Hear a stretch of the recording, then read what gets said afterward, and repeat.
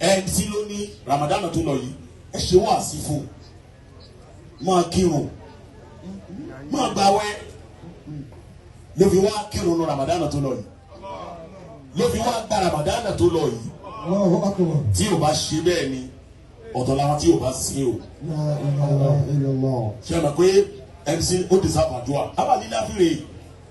èèyàn níbẹ̀ MC rìn láyé tó bá jẹ́ mùsùlùmí ó kírun bí ẹ náà máa jẹ́ ìsìn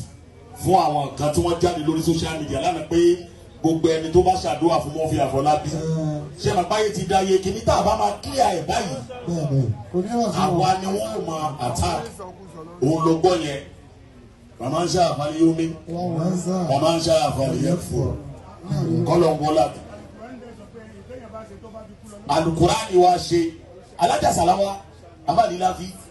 ó wá di lánàá tó fẹ́ sí Murphy wọ́n wá pe ẹni tó jẹ́ àràbà Òṣogbo tí gbogbo yín náà mọ̀ ní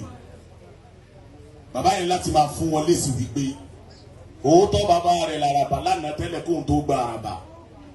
àmọ́ o kí ló ṣe kẹ́yìn fún bàbá yẹn lésì wípé ní ó kírun ó dẹ́gbà àwẹ̀ Ramadan yìí o bàbá ní tó ṣe kẹ́yìn ní kẹfì sí o. jẹ́ sọ fún ọwọ́ àzínú ìyá àbàsókù ọkù sí àsìkò tó dáa mo bá wọn dúpẹ́ bọ́lọ́hún wọn ṣe nǹkan mi.